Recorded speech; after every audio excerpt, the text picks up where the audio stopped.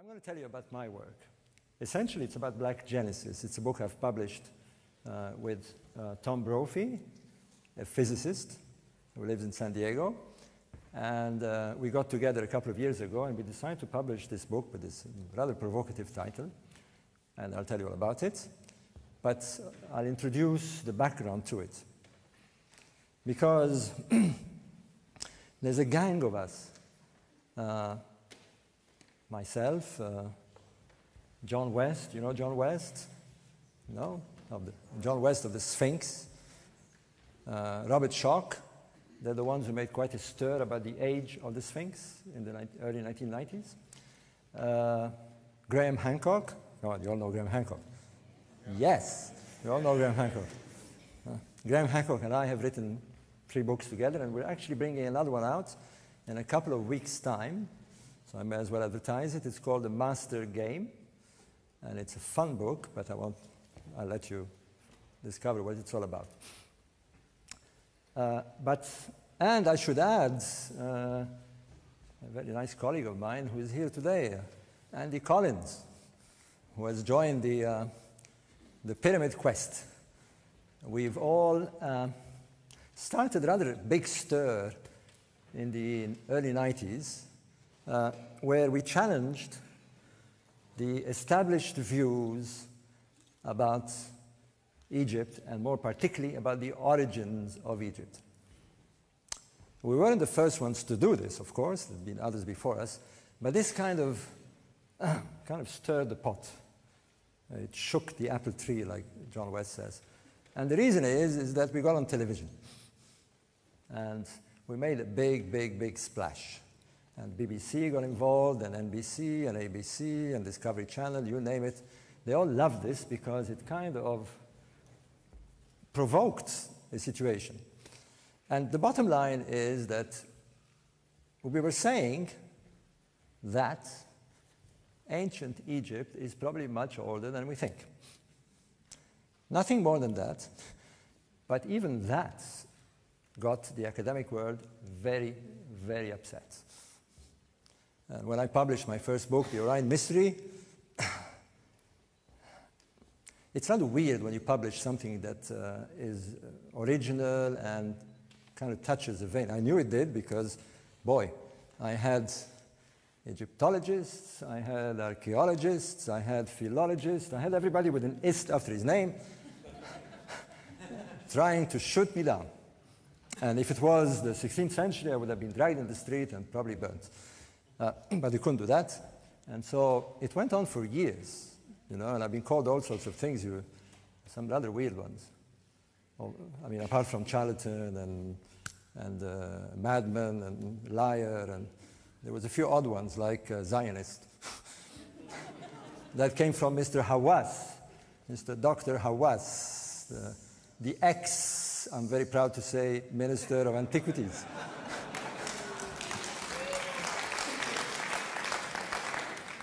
Mr. Hawass used to say, I remember at the beginning, Robert Bauval, who is he?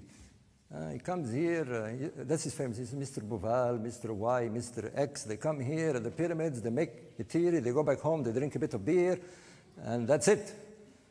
And in 2 months, no, 1 month, they're gone with the wind. That was 15 years ago. And we're still here. I hope you have the pleasure of hearing Graham Hancock one of these days here, but our battle cry is, when I ever call Graham Hancock, we say, we're still here.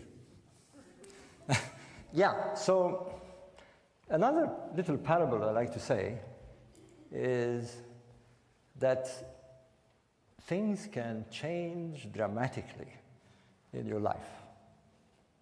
We are all prone, and the opportunities are always there. Even now, perhaps.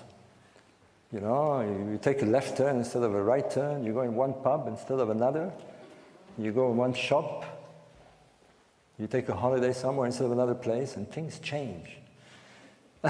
It's a life so full of opportunities. And one of the most dramatic change, and I call it the syndrome of the apple. You know the old story of Newton, the apple falls on his head and suddenly, boing, he thinks. He asks the question. When there is something that is an anomaly, like crop circles, somebody says, how do they do it? Well, he asked, why does an apple fall? Now, it's amazing that for thousands of years before him, apples fell, pears fell, plums fell, bricks fell, arrows fell, lots of things fell.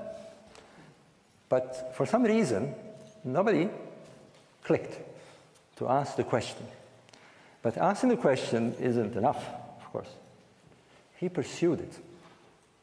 And sometimes when you pursue something like this, it's very much against the odds, because you're going to go against the established view. We know all these stories, Galileo and Copernicus and you name it. But somehow he did pursue it. And the reason we're here and I'm talking through a mic and we're going to the moon and soon to Mars is because he asked the question. It's quite amazing. One simple question.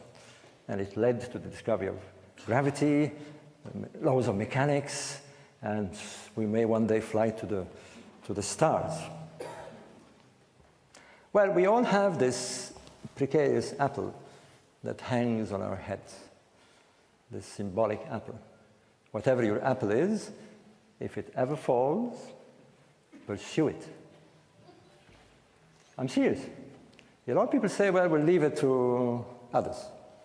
You know, if it's a scientific question, let the scientists work it out, and so forth. I gave a talk in London the other day on cosmology. And people say, okay, cosmology, but it's for the astrophysicists and the physicists, and they study the galaxies and the stars and the origins of the universe and so forth. No. Cosmology is every single one of us. Every single one of us, including the Pope, and President Obama and President Mubarak, have the fundamental questions that are cosmological. Where do we come from? Who are we? What are we? And where do we go once the body dies? They're fundamental questions, and that the answer of these questions, or the pursuit of the question, is cosmology. Our scientists are looking there, and they send Hubble, and they take pictures, and I'm very privileged to know some of the cosmologists in this country. You have some very good ones, Chandra Wickramasinghe at Cardiff, and a variety of others. Kaku Michu in the States. We had Carl Sagan. You remember Carl Sagan of Cosmos? Carl Sagan said something fantastic. He brought it down to one phrase, one statement to describe what we are. He said, we are star stuff. What amazing. We are star stuff. There's a star some 4, 5, 6 billion years ago, somewhere out there in our galaxy that blew up. And part of its matter got captured by our star, which is the sun, formed the planets. And billions of years afterwards, here we are. We are star stuff, but I add just one more little word. We are star stuff, become conscious. What an amazing thing we are. That's each one of us. And it seems to me that the knowledge of everything is not out there. It's in our own cosmos. We are made of the matter that the universe was created. It's in us. We tend to take things for granted. As I am wondering about here, I'm actually performing the laws of gravity. And I don't think about it. There you are. My brain has worked it out perfectly. As you play tennis, as you play golf. See those guys who play golf in this tournament and they shoot a ball, and boy, they worked out everything, the the air friction, the pressure of the ball, it's amazing. It's quite amazing. And yet they do not only think about it. If you ask them to sort of explain it scientifically, they don't. They can't. I remember once, I mean, here is how weird it is. You put some sugar on a spoon, and you take a little lick, and you taste sugar. We all know what sugar tastes like. Now, a scientist decided that he was going to explain in an equation, in an organic equation, what sugar tastes like. And he produced 300 pages. 300 pages of equations, sorry, to explain what sugar tastes like. You don't even have to explain it. It's there. You can do it in a fraction of a second. I say this because at my age, I've become extremely conscious that not only we're extremely mysterious, but we're extremely precious. We each are endowed and equipped to have an exciting life on this planet. So I'm going to tell you about my apple. It's not an apple. It's actually a photograph. Can we... Oh. Okay, let's do this one. Next one. All right. Now, the established view, you're looking at the plain of the Nile Valley in floods. It's a picture taken from an air balloon in 1872, when the Nile still floods, but when the flood actually reached Lower Egypt in the Cairo area. But since 1965, they built a dam which blocks the natural flood. Apparently, the dam blocks 11 floods. God forbid if it ever breaks, because even one flood, a big flood, would cause havoc. And you're looking at, if you look at the top there, can you see it faintly? More to the left there, more to the right there. Oh, I'm going to point it, I forgot. Somewhere there, right? See that? Is the plain, no? Well, look, it's on the top right, okay? You can't see it, it has to be dark. Yeah, okay. Well, up there is the plain of Giza, and without pyramids. I've actually did a bit of, how do you call this, Photoshop stuff. So here is the story, and we're going to condense it in a matter of seconds, and you're going to move the 3 slides very fast. Can you go ahead? Because we're going to build the pyramids very quickly. There it is.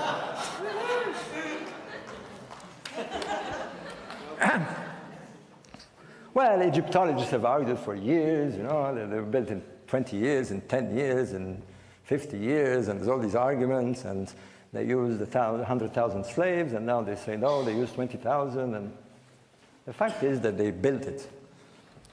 And just by curiosity, how many of you have been to Egypt and saw the pyramids?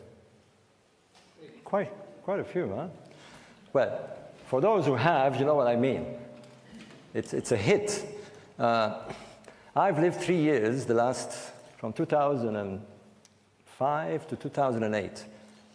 I've lived many years in Egypt, but I lived from 2005 to 2008, literally in front of the Great Pyramid. I had a flat overlooking the Great Pyramid.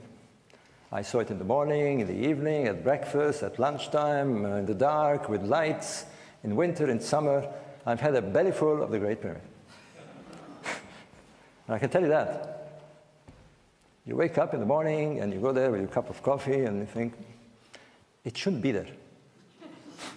It's too big. Really. It's too large. It's too perfect. It's provocative. It's a giant question mark that looms there in front of you. And maybe that's what it is, like your crop circles. It's provoking us. It's the ultimate apple. Ask the questions. Who put it there? When? And the one that I got interested is why build this? And it stunned me that these fundamental questions of a monument of that size, I will talk about it in a minute, were not properly asked. It was all wrapped up in a nice consensus, some megalomaniac pharaohs. Where is Hugh Newman? I was going to say megalithomania pharaohs, but build this.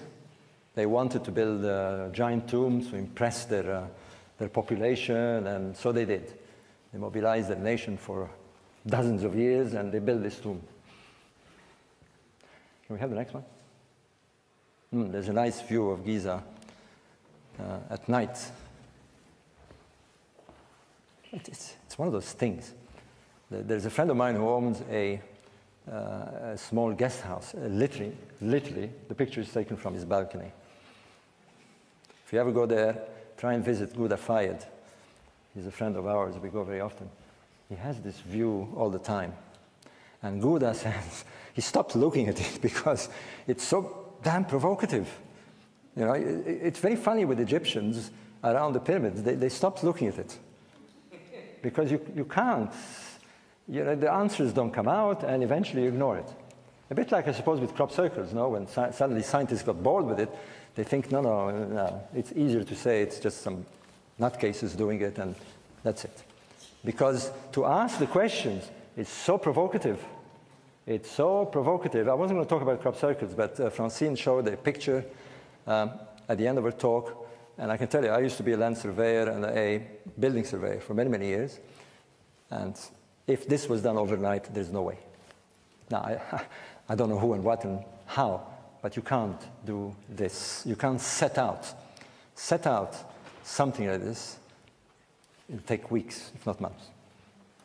I used to set out buildings, hospitals, airports, and I can tell you, we spend weeks and weeks and weeks doing this.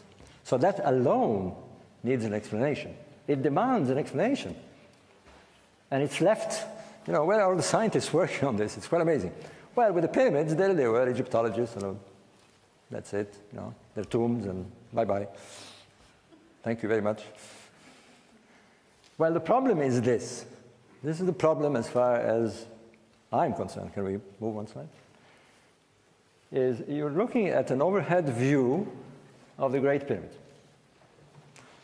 Now, I'm not going to go into all these statistics. You can put St. Paul's Cathedral and all this stuff in it. But let me give you just a few, because the scale of this monument is literally frightening. I was with a friend at Stonehenge. Now, the ampler of Stonehenge, the actual circle, I don't know, estimated about 30 meters. You know, the size of this, a bit more than this room, right? Oh, maybe twice this room. This room is about 20 meters, right? The base,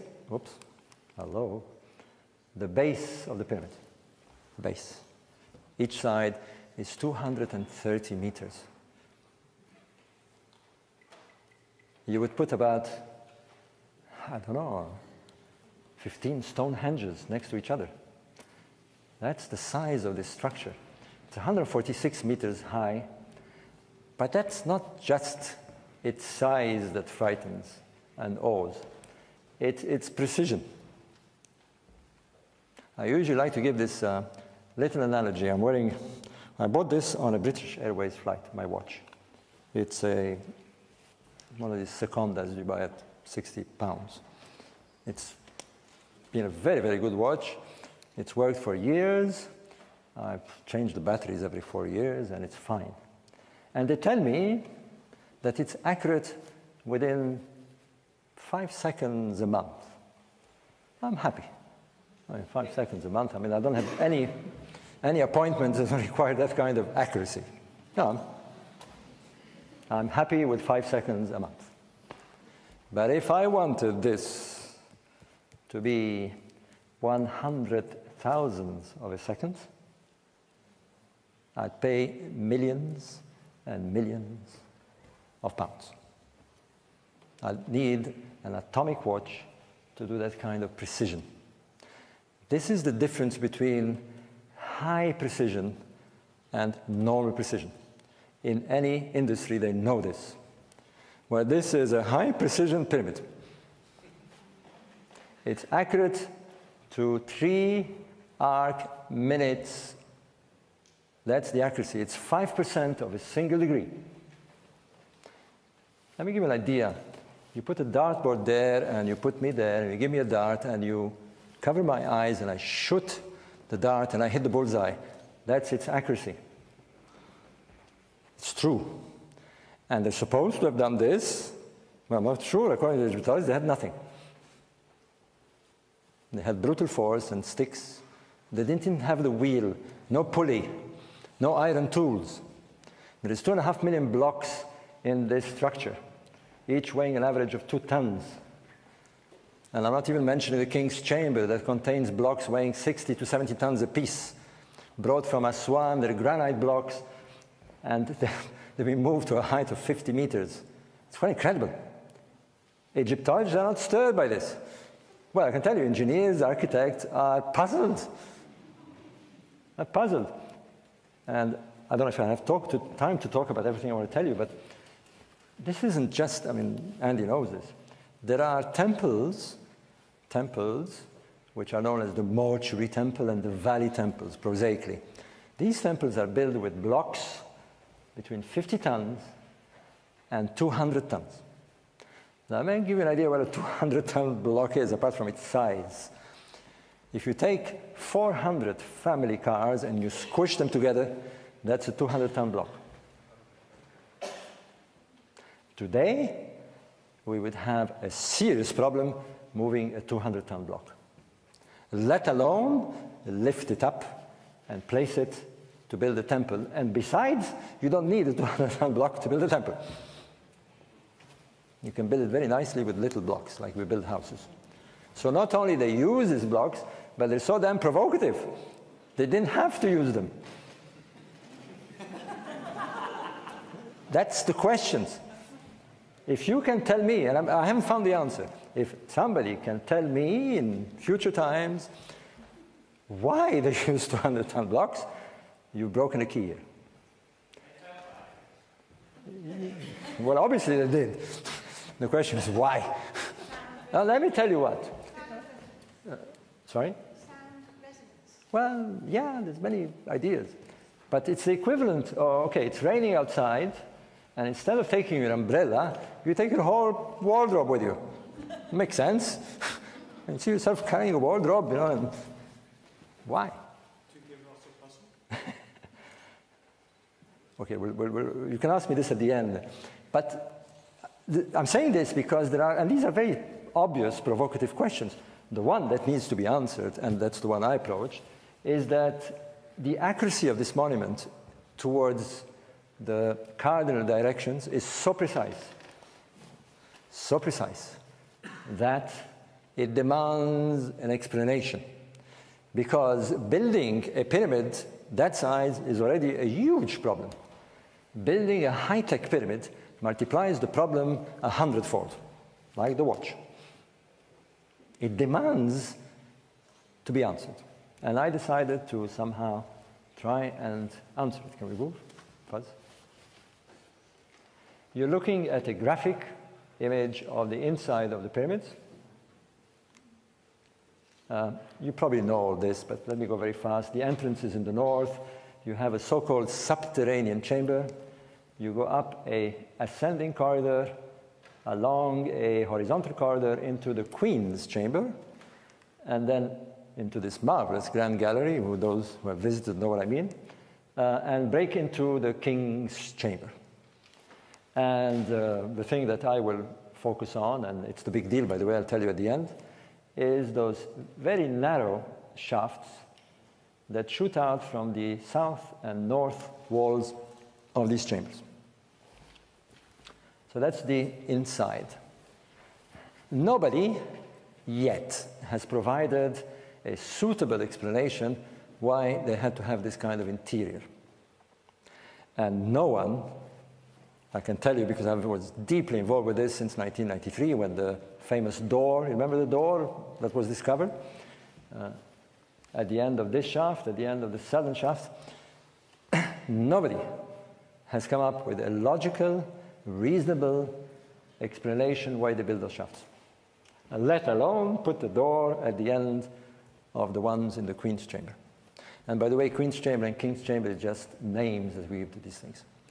It's Egyptologists have called it the Queen's chamber and the King's chamber because they have no idea what these chambers are about. Can we have the next one? Well, what we began to find out, before my time actually, is that these shafts had stellar alignments. This was discovered in 1964 by Virginia Trimble and Alexandra Badawi. She is now, or was until recently, the head of the Astronomical Union in the United States. Very, very prominent astronomer who got involved, literally involved. She was having a lovely love affair with Alexandra Badawi. Alexandra Badawi, who died quite a few years ago, a rather famous Egyptologist. It turned out the perfect combination because he was an architect and Egyptologist, and she was an astronomer. And they posed the question, well, what are these shafts for? And she, as an astronomer, began to sense that, well, they might have alignments because the monument is perfectly aligned, it's aligned to the cardinal direction, there might be something, and it's pointing to, the first clue was the northern shafts because they were very obviously pointing to what we call the circumpolar region where there is the polar star. In those days, the pole star was Thuban, Alpha Draconis. Today it's Polaris. Well, I'll go into that later. Because of precession, the stars shift. Incidentally, because of precession, you might be interested, I was going to tell this yesterday, was the heliacal rising of Sirius. So happy birthday, Sirius. It's the new year of the Egyptians. It's when the star Sirius would rise after 70 days of invisibility. Big feasts in Egypt in ancient times. But it used to be in the summer, around the summer solstice, and it's moved now 45 days. A little aside. This gave them a clue that there's something to do with the stars. And Virginia Trimble worked out, that was in 1964, that the southern shaft of the King's chamber pointed to Orion's belt. And they published, and it was more or less well embraced by Egyptologists at the time. For some reason, they did not bother to check the alignment of the southern shaft of the Queen's chamber below. And this is where something can go wrong in the pursuit of your apple. Some expert comes and says, nah, this chamber is abandoned. I'm the expert, I know. And they accepted this. Do you follow? I'll tell you a good one. I remember Rainer Steidelmann, who was in charge of the operation of the exploration of the door, said, there's nothing behind that door. And the BBC man who was interviewing said, oh, well. And then I nudged him and I said, ask Dr. Steidelmann, how does he know that there's nothing behind the door? You know, does he have X-ray vision? Did he live in ancient Egypt? Did he build the door himself? I don't know. So, and he said, Mr. Bauval, don't be cheeky. I'm Mr. Steidelmann. I'm the expert. Now they're saying the opposite, by the way. Never. If you believe in what you've got, never accept that somebody is an expert. They've been notoriously wrong. Notoriously wrong. There is a lovely book that is actually written, believe it or not, by the Institute of Expertology. Check it out. It's published in New York by 2 journalists. And they collected all these experts from ancient times to modern times. And there's some really gems here. You've got, well, you know, the captain of the Titanic. Huh? It's never going to sink. The one I really like is the officer who led the charge of the Light Brigade. He said, trust me. It's true. So, of course, we listen to experts, but do not get stopped because an expert says you're on the wrong track. Because if we did, much of what we know today won't happen. Well, they didn't. And I came in 1987. I was living in Australia at the time, and not surprisingly, as you will see, the lower shaft pointed to the star Sirius. All right? I'll explain why in a second. Can we move? Now, what we see throughout Egyptian texts is a constant relationship between this design, and you can see, if you know a bit of the sky, it represents the Big Dipper, what you call here the plow, which is lovely visible, by the way, at this time of year, if you look north, or northeast and northwest, depending on the time of the night. Very, very striking. And since we're going to talk about Orion, if you get up at dawn, no, actually an hour before dawn, and you look east, and if the sky is clear, you're going to see Orion dominating the eastern sky this time of year. And it's about to herald the rising of Sirius, which hasn't still occurred in this latitude that we're in, about a week's time. So if you get a clear sky and you're willing to get up at dawn, have a look. It's very dramatic. You get very clear skies in England, by the way, if you don't get the rains and all that.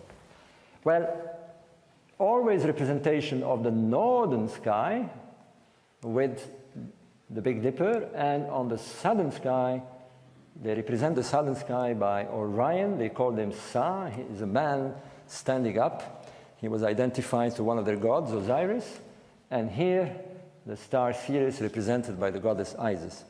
You find this always on sarcophagi. You'll find them on the top of ceilings in royal tombs. If you're going to visit the royal tombs, check. Which is clearly what we're seeing in the pyramid, but not in design. There is shafts pointing in the direction. Can we go 2 slides back and make sure another one? Back. The northern sky and the southern sky. So the pyramid, in a sense, is not mute. By the way, one of the things about this pyramid, which I should have said, is that it does not contain any texts. It doesn't contain any text inside and out. Maybe I should say that it does contain a bit of graffiti in the so-called relief chambers. And in this graffiti, there is a faint suggestion that it is Khnum Khufu, the name of the pharaoh of the 4th dynasty, Cheops, although they don't know who Khnum is, and they assume that it's him who built the pyramid. Well, it's okay, it might be, but if you go at Piccadilly, well, you used to, I don't know if they've cleaned it up, if you go at Piccadilly Underground, or the Empire State Building, or in many of these buildings, you might see Kilroy was here, right? So we will assume that Kilroy built all these buildings. To go on faint graffiti, which is very rough and to jump to this conclusion, it might have been built at the time of Cheops. But we can't conclude simply on that. But what the pyramid does, it kind of eloquently speaks not in text, but with the language of astronomy, or as I like to say, astrophysics. We seem to think that the verbal word and the written word is the only way we communicate. Not so. Not so. Apparently only 5% of what we say is communication. The pyramid speaks. And I realized this, and I said, I'm going to make it speak. I'm going to try and make it say, or at least say a few things, using that astroglyphic language. And therefore, I had to study astronomy, which I did. But it's not difficult, some very basic, elementary astronomy, just observation astronomy. Okay, can we move ahead? Another one? And it's not surprising, well, it is surprising that pyramids of the following dynasty, let me fix you up in time. Pyramids of Giza are supposed to be built, according to the Egyptologists, in the 4th dynasty by 3 kings, Cheops, Khephren, and Menkaura, or Khufu, and Khafra, depending how you want to call them. 3 kings, 4th dynasty, at the early stage of Egyptian civilization, and kings that followed, kings of the 5th dynasty, although built very, very shoddy pyramids, much smaller pyramids, in some 10 kilometers south of the Great Pyramid. But in contrast with the Giza pyramids, these are full of texts, There is 5 royal pyramids, and we call them 5 text-bearing pyramids. And they constitute what we call today the pyramid texts. And you're seeing one of them, that's the pyramid of Unas. You can visit today the pyramid of Teti, well, I don't know after the revolution, but it should still be open. And literally see those texts. They're the oldest religious texts in the world, by the way. And they're original, have been interpreted, translated, or they are original. And they speak again of these 2 regions of the sky. And they speak of these 2 regions of the sky, the southern sky with the stars of Orion, and can we move one slide up? Here's a nice view of them. They're pristine, by the way. It's really eerie how they carve those texts by hand, and some of the details is extraordinary. This is one of the things that's very impressive in ancient Egypt, is the precision. Everything is done. They had hundreds of these Michelangelos about, it seems. Thousands. Okay, next. And well, if you read some of it, it becomes fairly obvious that what they want is the king, or rather the dead king, through ritual, to become a star, or what you would call an astral spirit. And he would join Orion. And they tell us very clearly, can we move the next slide, that in fact Orion is identified, I'll see it here. Next one. Oh, well. The mythology, and I don't want to go through this because I'm sure you've been through it so many times, but very briefly, the Egyptians believed that there had been a creation, the cosmos was created, the sun god prevailed, many generations of deities. Finally, 4 deities are sent to earth, Osiris and Isis, and Set and Nephthys. They form 2 couples. Osiris and Isis become the first man or human gods to rule Egypt. Every single pharaoh believed to be a reincarnation of the son of Isis and Osiris, the god Horus. The story goes that Osiris was killed by his jealous brother. Isis, in her trauma, manages to bring him back to life and posthumously becomes pregnant and gives birth to Horus. Horus is the first king man of Egypt, and each pharaoh adamantly believed that he was reincarnated Horus. 400 generations of pharaohs, by the way. When you think that they only found a few, Tutankhamun, one of them. So where are they all? God knows. That is the, it's not just the essential mythology, if you like, the nativity story. It is the principle of kingship. A king has to be proclaimed a living Horus. But when he dies, he himself joins Osiris in the sky and becomes himself a star in Orion because they identified Osiris to Orion. So that's in a nutshell. It's much more complicated than that, but this is the essence of it. So clearly, oops, fuzzy. Can we go back? So clearly, there is something to do with this pyramid and these stars. I mean, it's sequence of logic. Can we move here? A friend of mine did this wonderful graphic where he removed the structure of the pyramid and left the rooms and the shafts. And if you could see through the structures, at a time when these stars would cross the southern sky, cross the meridian, as we say, that's what you would see. The pyramid, in a sense, is umbilically tied to these stars. These shafts, as I like to call them, and many Egyptologists do, are channels to the stars.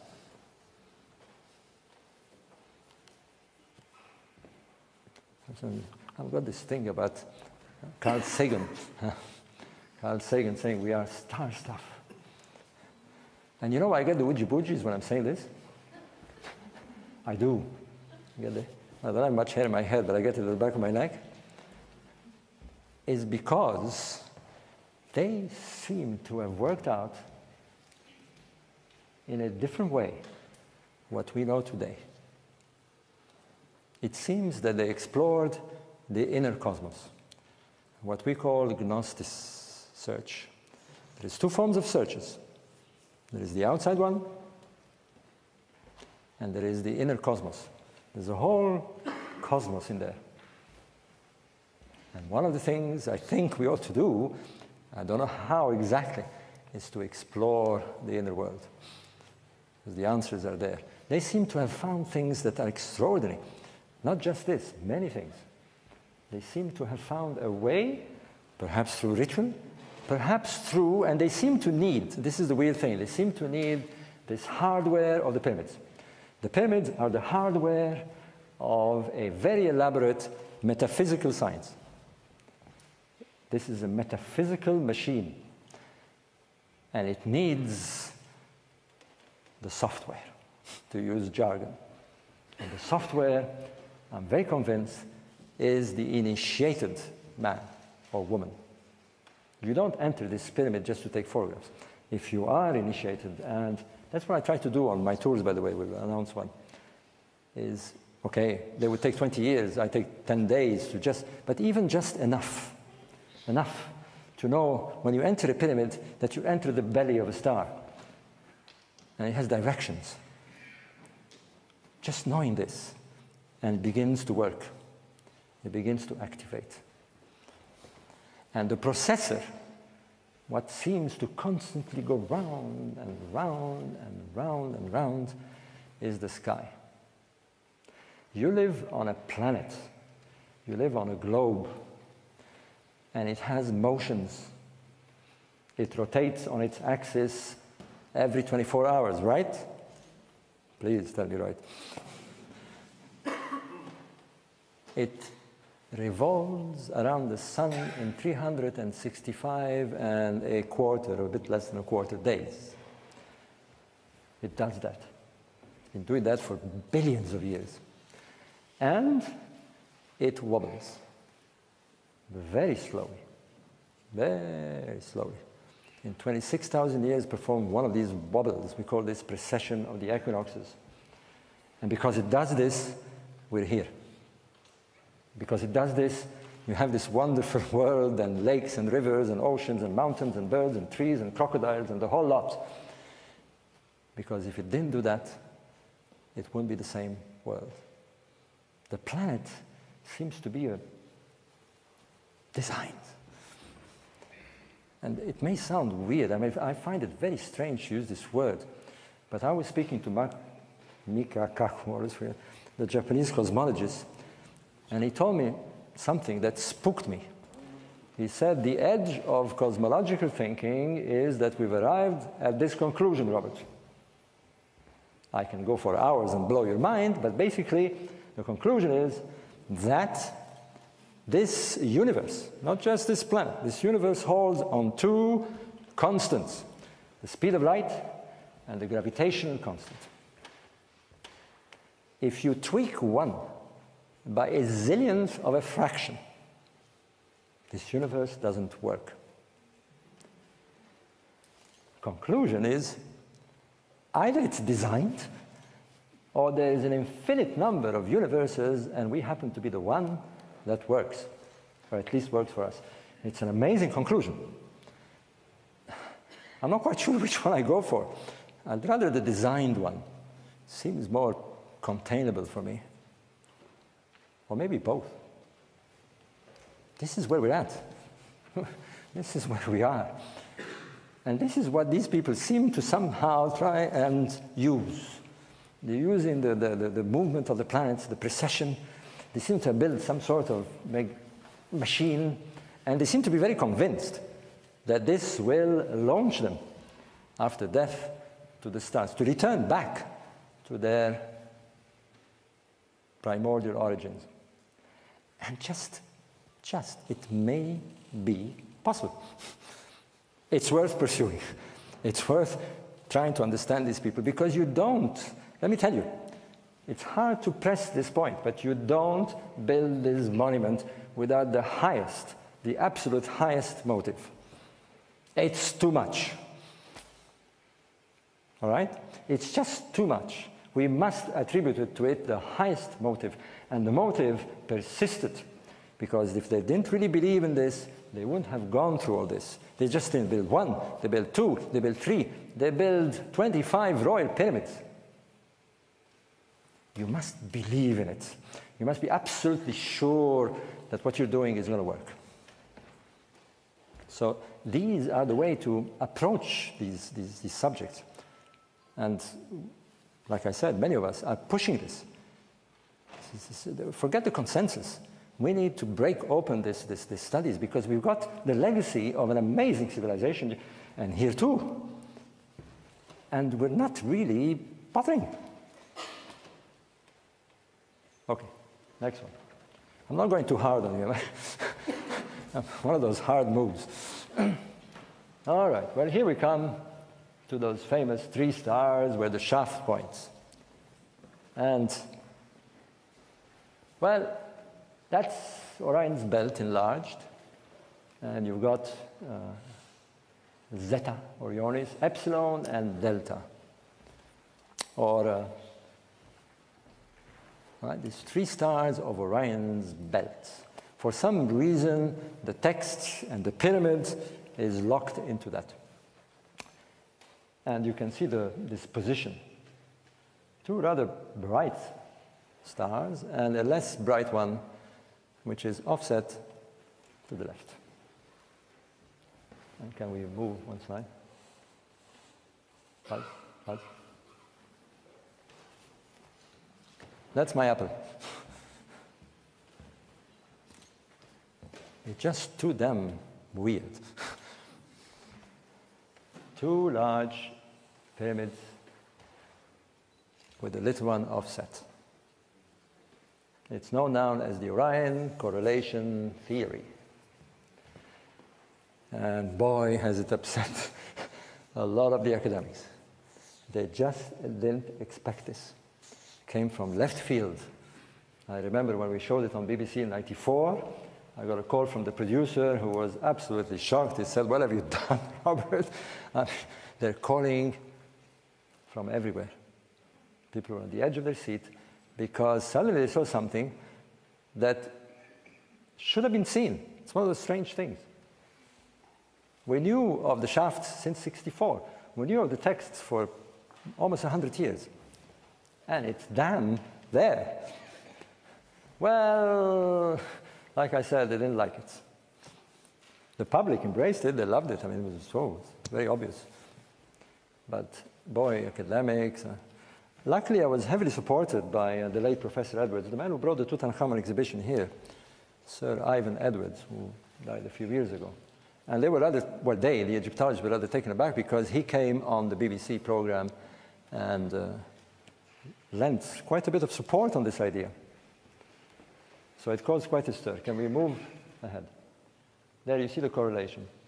Now, where Hancock and I got together in '95 was that when you looked at this correlation, although you had a similar pattern, the angle that the belt stars made was rather different from what was on the ground. A rather sharp angle. And you know this feeling when you go at somebody's dinner party and you're sitting at the table and across the wall there's a painting or a picture and it's slightly off. You know what I mean? You know this feeling? Like you can't, I mean, you wait for everybody to sort of look somewhere else and you just go and, you know, it's damn annoying. Well, first of all, you know, you feel like moving this pyramid a bit, put it in line with the others. You know, this little offset is so annoying. And then, this angle, you wanted to, well, you can't. You can't turn the stars, that's one thing for sure. You can't turn the pyramids. You could try, but the stars, you cannot move them. Well, you can. Actually, you can. You can move them if you go back in time. And here is the leap. The leap. Egyptologists said the pyramids are built in 2500 BC and that's it. And I said to Graham, let's just go and see. whoopsie-dopsie. I mean, I'm having enough trouble with this theory as it is. And if you start talking about a different time, it's going to be bad.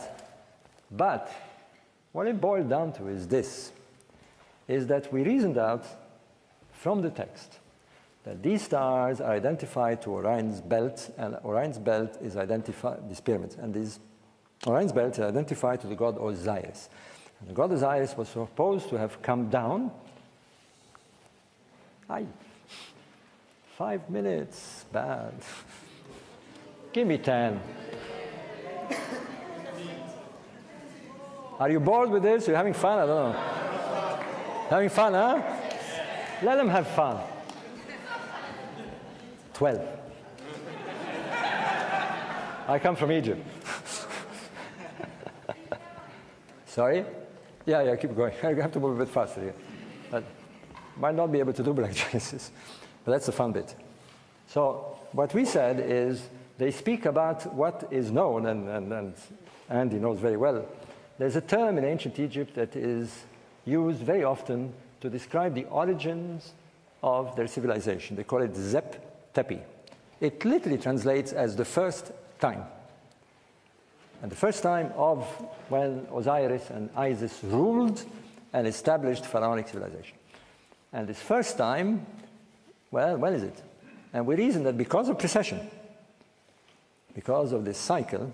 Now, what happens to when you observe, you can run it on any astronomical program, they're very cheap these days.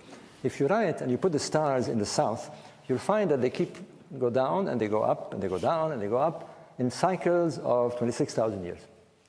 There is a low part, a nadir, and there is a high point. We're near the high point, by the way, now. The low point could be the beginning. Let's try it, we said. And as we went tick-tock, tick-tock, tick-tock, I remember we did the program for Discovery Channel, not only they started going down, but they started adjusting themselves. And when we reach the bottom line, the nadir, 10,500 BC, blong, you get a correlation. Now, before we publish anything like this, let's make damn sure. We got several programs and we tried all this.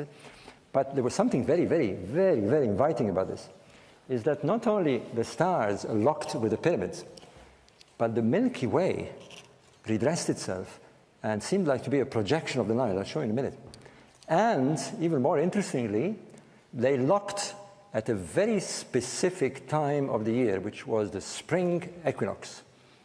And immediately we thought, spring equinox, that means the sun is rising due east at that time. Precisely when the stars are on the meridian. Perfect lock. And of course, immediately we said, due east, boy, there is another monument that is looking due east on that site. And that is the Great Sphinx.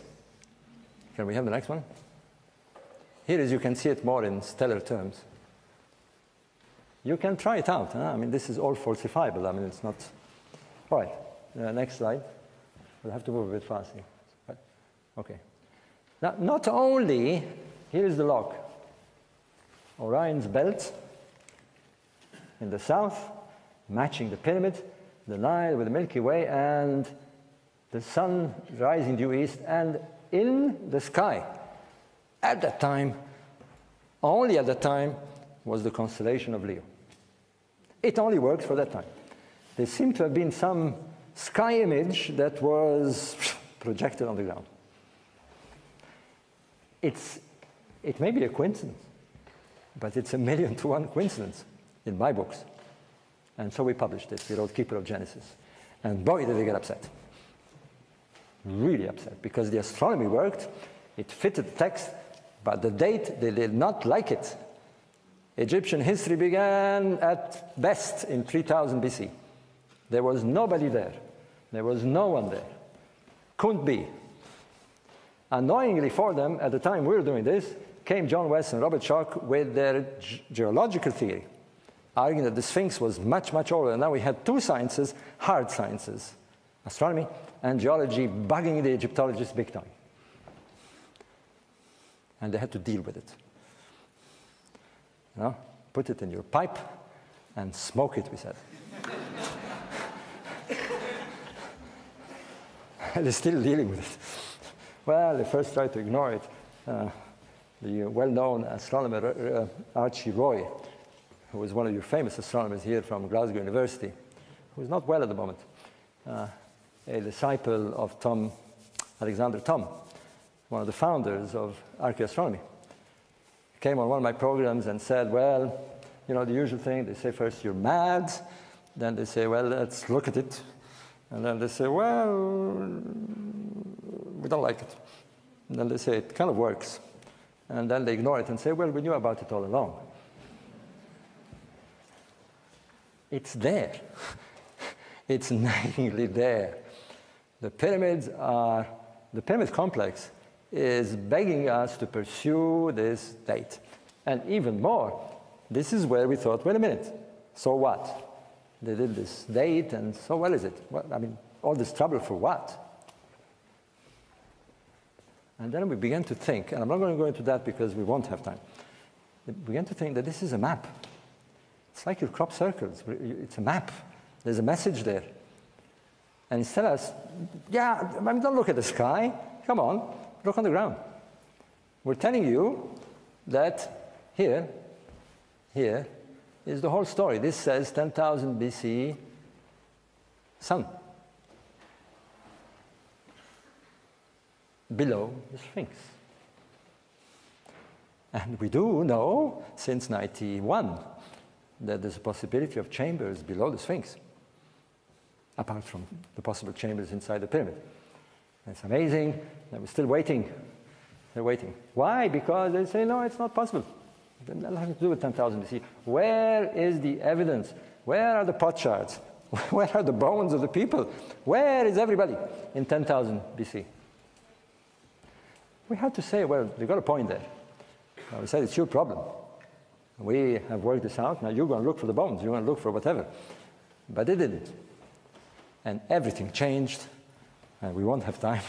But everything changed in 1974, and more particularly in 1998, when they found Nabta Playa. You've heard of Nabta Playa? Good. I'll tell you about Nabta Playa briefly. Can we move fast here? We're going to have to skip here. It's a place here, Nabta Playa, and remember this. This is going to change world history. In 1974, a group of anthropologists, Americans, stopped their four-wheel drive with a bunch of students to have what they called a comfort break. They were stopping for a pee. And while they were having their comfort break, they noticed that there were these strange stones all around. They discovered Nabta Playa. It's become the most interesting place in the world. It's not Stonehenge, it's a mini Stonehenge in the desert. You'll see pictures of it. But the information it carries baffled us. Because it's been dated to thousands of years, at least 6,000, sorry, what am I saying? At least 3,000 BC, 3,000 years before the pyramid. At least. We think now even more. And the knowledge that is contained in the pyramid, the alignments to Orion, to Sirius, is in this complex. We didn't expect this at all. Who did this? Who are these people? And this was a mission that I undertook. Fuzzy came half of the way, by the way. All right? Here. Can you see my projection here? There is a very, very eerie region there. It's called Gilf Kebir and Uwainat. And amazingly, have you seen The English Patient, by the way, the film? You know where she dies in the cave? She's supposed to die in the cave of the swimmers, which is at Gilf Kebir. Amazingly, we didn't know these places existed till the 1920s. And the reason we didn't know is nobody could get there. Even today, it's one hell of a trip. Of course, if you have a helicopter or a plane. But to go from the nearest oasis, you came with us up to Dakhla, didn't you? To drive here, which is 700 kilometers, takes you 4 nights and 5 days with four-wheel drive. It is what we call the open desert. And I wish I had more time, because the open desert is something else. Being in the desert is one thing. Being in the open desert will change your life. Change mine. You lose touch of civilization completely. And you're there with the sparsest of needs, a sort of Franciscan experience. You know, all you need is a bit of water and food. But this contact with a primordial world, and more interestingly and more excitingly, a contact with the lost people, people who built Naphtali. Because we found not only evidence of their presidents, they left us their images. We can actually see how they look like. And they look great. Really sexy people. Tall, black, with a very unusual face. Very unusual face. Can we move fast? I'll have to move fast. I'll have to skip some of the story, but this is the so-called Abu Bala Strait. If you read Black Genesis, which I hope you will, it's just been launched here in England, it tells the second chapter is a very large one. It tells the whole background, this romantic background of the discovery of these places. It really is a romance. And usually it's British people, mad dogs and Englishmen. And this is one of them. He discovered what is known as the Abu Balas Hill, which mystified people until recently. He found a hill. Can you go? Well, yeah. This is pictures of the original. He took the pictures. I'm trying to remember. Howard King, he was called. And he found this hill and a lot of these strange jars full of them, about 200 of them, all around the hill. Nobody understands what they were there for. We know now. Well, we know now that there were water stations, like fuel stations. It's the only way you can travel in this desert. Even today, you have to have stations. And that's why the Egyptologists didn't think they could make it, because they didn't understand that the ancient Egyptians had worked this one out. Can we move fast? And here is a very romantic fellow, which you'll hear a lot about in my book, and we're thinking of making a film out of him. He is your Omar Sharif, Rudolph Valentino, built into one. He's you're going to love this. He was educated at Balliol College in Oxford. He was a champion, Olympic champion of fencing. And of all things, quite a romantic fellow. He actually seduced the Queen of England, the Queen of Egypt. And they say he married in secret. Anyway, but his great passion was the desert. And he organized one of the most daring, in fact, the only daring expedition of its kind. He actually did it by camel to reach.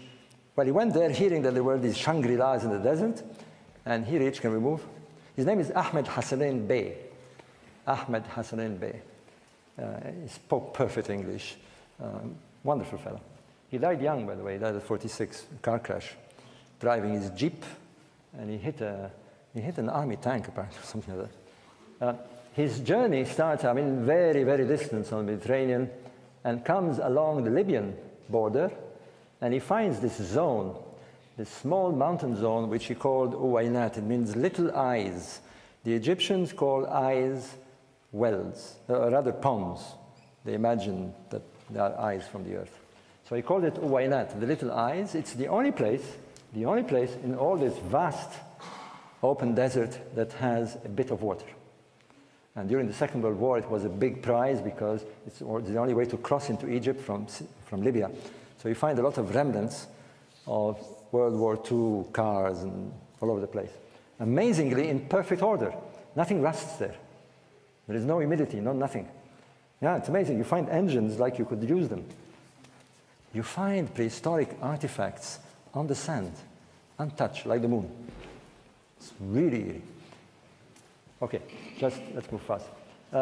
He came across, this was supposed to be totally uninhabited, but he came across these people. Apparently one day he woke up while he was camping, and this girl, apparently that's her, appeared and had a bowl of milk. And she spoke a very mysterious language we know now is ancient Tebu, the language of the Sahara people. And she said to him in this blurred language, luckily he had a Bedouin who understood it roughly, that they had a king. Totally amazed, and she took him to the king. His name was Harry, apparently. Can we move? Here are these people. Can we move faster? And Harry said to Hassanain, we've been here a long time. Long time. He said, in fact, our ancestors left us their images. And when he took Hassanein to see the images, Hassanein got a shock because there was fauna that wasn't supposed to be there. Elephants, giraffes, lions, ostriches, faunas that can only exist today at least 1,000 kilometers south into Central Africa. And so he reported this to the National Geographic, and wow, we understood that that's the beginning of understanding that the Sahara was fertile, had water. It was a very different place. Can we move faster? I'll have to, I'm enjoying this. You're enjoying this? Come on, give me some encouragement, huh?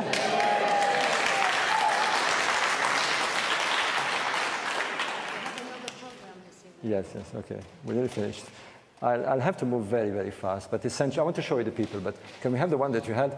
This is another explorer, is one of the princes of Egypt who declined the throne, Prince Kamal ad-Din, to become a desert explorer in the footsteps of Hassanein Bey. And he built the very first four-wheel drive. It's built by the Ford company. But he did, rather than go through the Libyan border, he went straight trying to go to Uwainat, this small mountain zone, and he discovered something even bigger. He discovered Gilfkebir, which is the size of Switzerland. If you can imagine Switzerland without any trees today, it's the size of Switzerland. It's 300 kilometers long and 80 kilometers wide. Can we move? It's here. Hassanein missed it because he traveled at the back. You couldn't see it. Next slide. And of course, I had to go there. I just had to go there. And we did an expedition in 2008, in April 2008. And it changed my life. I mean, when you reach those places, you've landed on Mars. You have landed on Mars. In fact, they use this, NASA use this region to do tests for their Mars mission because it has the same apparently geology. Can we move? Oh, there's another English crazy mad dog. Major Ralph Bagnall. His sister was the one who wrote National Velvet, by the way. Weird connection. And he discovered, he went there. It was pretty nice. I like his hat. And of course, he had these cars, and they got stuck God knows how many times. Even today, we get stuck a lot. We go over dunes and valleys, and wow. Move. And he found what is known, it was the first circle that was found. Stone circles in the desert. They're 8,000 years old. Astronomical alignments to the solstices, to the equinoxes. Can we move? Oh, there's the original English patient, Major Al-Mashi, a Hungarian. That's the real one. Doesn't look like Ralph Fiennes, I'm afraid, but he's the one who decided, okay, I'm going to go there by plane. He convinced a rather wealthy couple here, Lord and Lady Clayton, to fly. And they had a plane. Anyway, move on. And that's the plane they went. You've seen the film. Can we move? Here he is at the cave of swimmers. He discovered the cave of swimmers. Let's move fast. Another one, who's a very good friend of mine, Carlo Bergman, who found the Abu Balas Trail. He found those stations that lead, they built not one, many. It's like fuel stations all over the desert. And we move. He's a rather interesting guy. Unfortunately, all the jars have been broken. But he managed to save some. Here is his journey from Dakhla in the middle. He went down and found the trail. But we had no physical evidence. We knew there was a trail, but there was no physical evidence of pharaohs being there. Egyptologists kept saying, no, no, no, they may have tried, but they never went there. There is no evidence. Nothing. Zilch. Not a word, not a sign, not a pot, no zero. Until 2007. To be precise, December 2007. Of all people, it's always outsiders. A Maltese businessman, who happens to be a friend of mine, Mark Borda, who decided to go to... Move fast. Let's go. These are the pots, by the way. These are modern pictures. They date from the 4th and 5th dynasty. Move over. It's very eerie because you get there and, like, there's no one. Let's move. Some more. There is Carlo Bergman. There is Mahmoud Marai, who went with Mark Borda, and they did an expedition in November, December of 2007. Can you move? To Uwainat. And they entered, illegally, the Sudanese border. And they explored on foot. Let me tell you, they're brave guys because they walked for 9 days around there. It's quite an experience. You easily get lost. And they came across this. pharaonic inscriptions 700 kilometers from the line. They're from the Pharaoh Mentuhotep II of the 12th dynasty. Pharaohs went there, and better still, they tell us why they went there. They tell us they went to meet their ancestors. They went to meet the people of the kingdom of Yam. Egyptologists thought that Yam was somewhere along the Nile, and they weren't quite sure. They now tell us this was a rendezvous place. And the big question is, where is Yam? And who are these people? Let's move. That's at the moment of discovery. It's at the heat of discovery. They took the picture. Let's move. Here are the wonderful pictures. Let's get a bit close up. Move, next picture. There they are. Now, it will not look like much. But move, go back, Fuzzy. Huh? It's actually not put right, but there is a house. There's pots. They have headgear. They wear bracelets and dresses, and you can't see it too well, but they have the same triangular dress as the ancient Egyptians. The only thing is that they are black, hence the title Black Genesis. And we know now, because of genetic studies, that we all come from what we call the African Eve. I gave a talk at, I'm going to end on this because I'm going to get scolded. Leave you to read the book, huh? There was 800 people in the audience at the Washington University District of Columbia, most of them African Americans. And I was apparently the first to say, I'm a black man turned white. Because that's what we are. It's just that. It's just a bit of melatonin that changes in your skin. And this is such a wonderful realization that we all come from the same source and we're exactly the same people. The package is different, that's all. And look at history and the mess we made because of not understanding this. We're at the threshold not only of understanding this scientifically, but to have found these people. Read my book. Thank you very much.